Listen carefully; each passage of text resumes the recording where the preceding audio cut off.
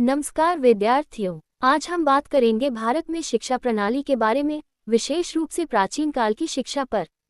इस वीडियो में हम समझेंगे कि प्राचीन भारत कैसा था, उस समय शिक्षा का उद्देश्य क्या था, गुरुकुल प्रणाली कैसी थी, कौन कौन से विषय पढ़ाए जाते थे और शिक्षा संस्थाएं कैसे काम करती थी। चलिए शुरू करते हैं। प्राचीन भारत 12वीं शताब्दी से पहले।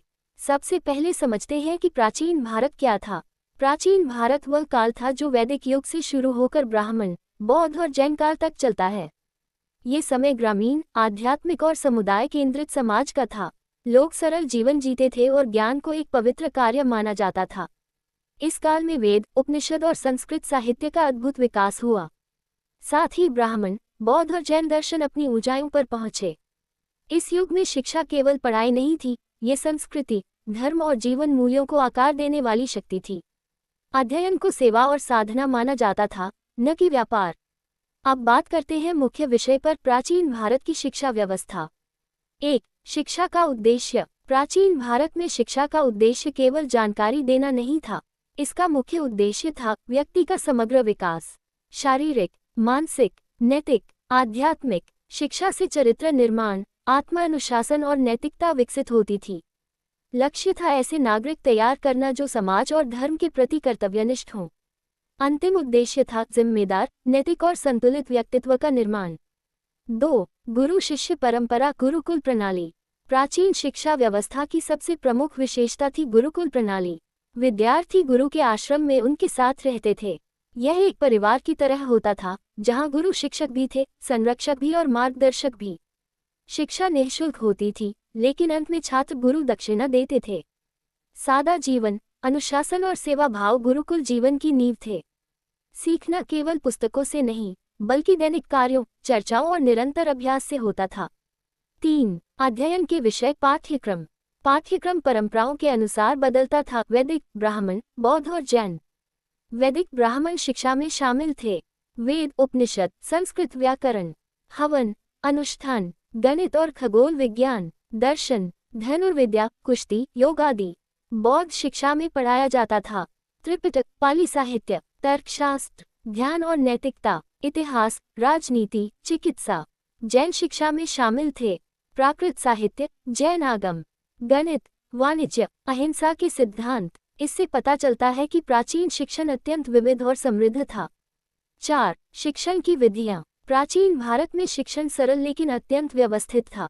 मुख्य तरीका था मौखिक शिक्षण। शिक्षक बोलते थे, विद्यार्थी सुनते और याद करते थे। याद करना कंठस्थ जरूरी था, लेकिन साथ ही चर्चा और प्रश्नोत्तर भी उतने ही महत्वपूर्ण थे।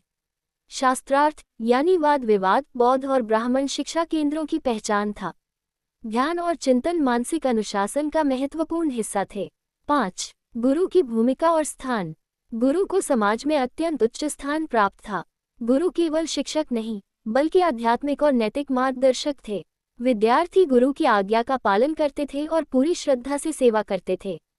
इस गहरे गुरु शिष्य संबंध के कारण शिक्षा का अनुभव व्यक्तिगत और जीवन परिवर्तक होता था। 6. शिक्षा संस्थानों के प्रकार। गुरुकुलों के अलावा भारत में विश्व प्रसिद्ध विश्वविद्यालय भी थे। तक्षशिला विश्वविद्यालय संसार के सबसे प्राचीन विश्वविद्यालयों में से एक। राजनीति, चिकित्सा और युद्ध कला के लिए प्रसिद्ध। विदेशों से विद्यार्थी आते थे। नालंदा विश्वविद्यालय विश्व प्रसिद्ध बौद्ध शिक्षा केंद्र। हजारों विद्यार्थी और शिक्षक तर्क, दर्शन और व्याकरण के लिए प्रसिद्ध। अन्य विश्वविद्यालय विक्रमशिला, वल्लभी, ओदंतपुरी भी प्रमुख केंद्र थे। ये सभी उच्च स्तरीय शिक्षा के उदाहरण हैं। 7. महिलाओं की शिक्षा। प्रारंभिक वैदिक काल में महिलाएं शिक्षित थीं। गागी और मैत्रेयी जैसी विदुषियों ने ज्ञान में महत्वपूर्ण योगदान दिया। बाद में सामाजिक कारणों से महिला शिक्षा में गिरावट आई, लेकिन बौद्ध काल में इसे फिर बढ़ावा मिला।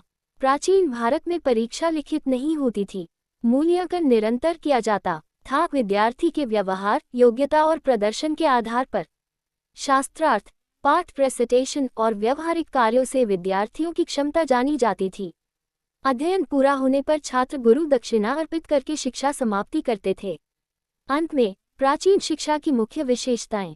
आध्यात्मिक और मूल्य आधारित, निःशुल्क और आवासीय, अनुशासन और चरित्र निर्माण पर आधारित, मजबूत गुरु शिष्य संबंध, ज्ञान को पवित्र माना जाना। उद्देश्य, नैतिक और जिम्मेदार नागरिक का निर्माण। Thank you. Like, share and subscribe Pulse YouTube channel.